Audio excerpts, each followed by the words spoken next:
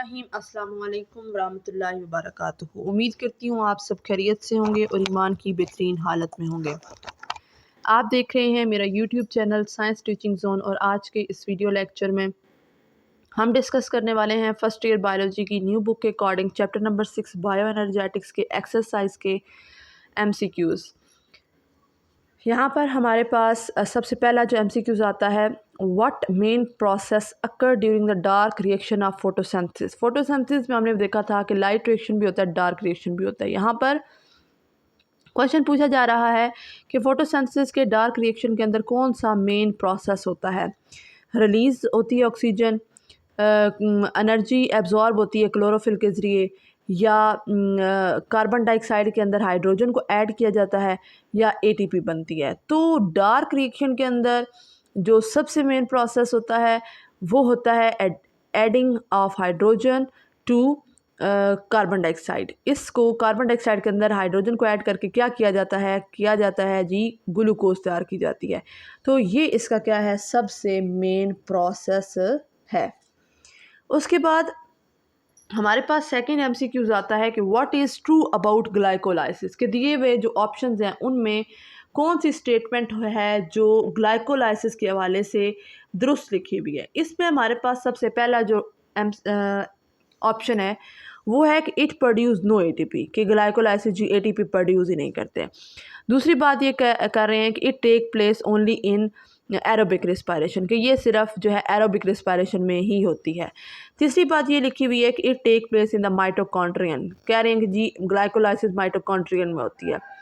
फिर कह रहे हैं कि it reduce 2 molecule of NAD positive for every glucose molecule processed, कि जितने भी ग्लूकोज मॉलिक्यूल्स बनते हैं तो हर मॉलिक्यूल्स के लिए 2 मोल्स NAD पॉजिटिव को रिड्यूस किया जाता है। तो इसमें हमारे पास जो करेक्ट ऑप्शन है वो D ऑप्शन है। ग्लाइकोलाइसिस के अंदर NADH हर ग्लूकोज मॉलिक्यूल्स के बदले में 2 मॉलिक्यूल NADH के रिड्यूस होके NAD पॉजिटिव के रिड्यूस होके NADH बनाते हैं।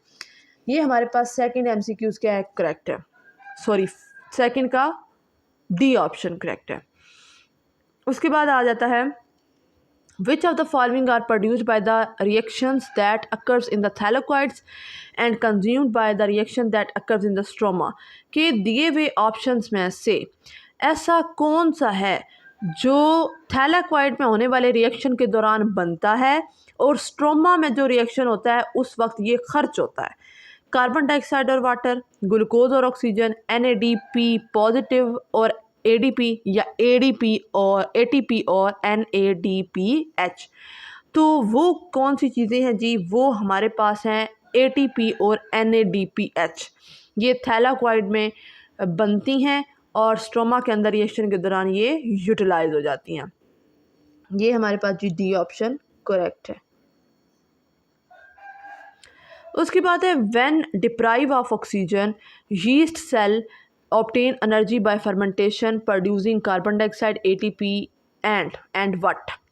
कहते हैं कि जब ऑक्सीजन डिप्राइव होती है तो यीस्ट सेल जो हैं फर्मेंटेशन के ज़रिए एनर्जी हासिल करते हैं और क्या क्या प्रोड्यूस करते हैं, कार्बन डाइऑक्साइड ATP और इसके साथ क्या, acetyl coenzyme A, ethyl alcohol, lactic acid या पायरुविक एसिड।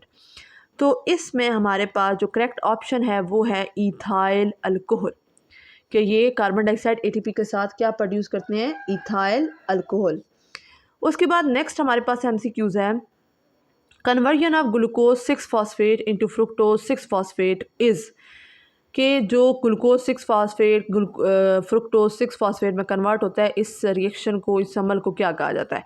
आइसोमराइजेशन कहा जाता है, पॉलीमराइजेशन कहा जाता है, कंडेंसेशन कहा जाता है, फोस्फोरिलेशन कहा जाता है। तो आपको पता है कि ग्लूकोज 6 फॉस्फेट और फ्रुक्टोज 6 फॉस्फेट दोनों स्ट्रक्चर में थोड़े से बस डिफ्रेंशिएट करते हैं, वैसे उनका जो मॉलिक्यूल होता है वो सेम होता है। तो जिनका स्ट्रक्चर फार्मूला डिफरेंट होता है लेकिन मॉलिक्यूलर फार्मूला सेम होता है, उन्हें हम एक दूसरे का आइसोमर कहते हैं। तो इस अमल को क्या कहेंगे, आइसोमेरिज्म। तो इसमें हमारे पास पांचवें का A ऑप्शन करेक्ट है। उसके बाद हमारे पास 6 MCQs आ जाता है कि in which are the following conversions ATP is produce के ये जो हमारे पास रिएक्शंस दिए हुए इन कन्वर्जन्स में किस में ATP प्रोड्यूस होती है। अल्फ़ा कीटो ग्लूटारिक एसिड जब सुक्सिनाइल कोएंजाइम में कन्वर्ट होता है तब ATP प्रोड्यूस होती है, या सुक्सिनाइल कोएंजाइम जब सुक्सिनिक एसिड में कन्वर्ट होता है, जब सुक्सिनिक एसिड फ्यूमेरिक एसिड में होता है, या फ्यूमेरिक एसिड जब मैलिक एसिड में होता है। हमारे पास यहाँ पर जब सुक्सिनाइल कोएंजाइम कन्वर्ट होता है सुक्सिनिक एसिड में तब ATP प्रोड्यूस होती है, तो हमारे पास बी ऑप्शन करेक्ट है। उसके बाद है कि इन इलेक्ट्रॉन ट्रांसपोर्ट चेन FADH मतलब इलेक्ट्रॉन ट्रांसपोर्ट चेन में जो FADH है इसमें ये HH ये कितने ATPs को प्रोड्यूस करता है, 1 2 3 या 4 इलेक्ट्रॉन ट्रांसपोर्ट चेन के अंदर। इलेक्ट्रॉन ट्रांसपोर्ट चेन के अंदर ये 2 ATP के मॉलिक्यूल्स को प्रोड्यूस करता है।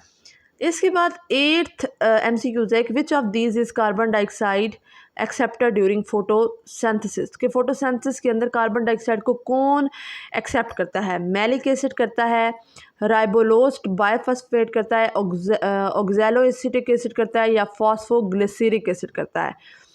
तो हमारे पास जो कार्बन डाइऑक्साइड एक्सेप्टर होता है वो है ribulose bisphosphate, B option.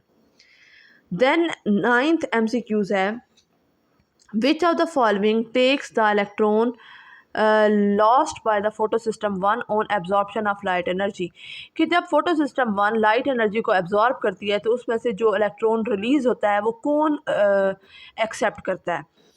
फेरिडॉक्सन, cytochrome A3 या प्लास्टोसाइनिन। तो हमारे पास इलेक्ट्रॉन ट्रांसपोर्ट चेन के अंदर फोटो सिस्टम 1 से जो इलेक्ट्रॉन लॉस्ट होता है वो एक्सेप्ट करता है फेरिडॉक्सन। उसके बाद last but not the least MCQs photo system 2 makes up the electron lost due to light excitation by taking up the electron released from कि जो फोटो सिस्टम 2 है ये बनाता है इलेक्ट्रॉन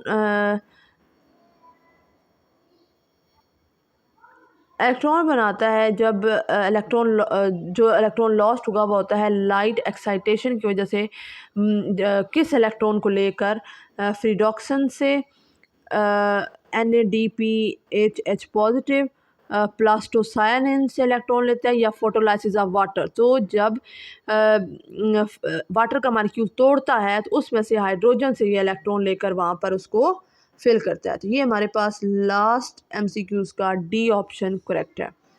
ये था हमारा आज का टॉपिक जिसमें हमने फर्स्ट ईयर बायोलॉजी की न्यू बुक के according chapter number 6 bio energetics के एक्सरसाइज के MCQs को सॉल्व किया है।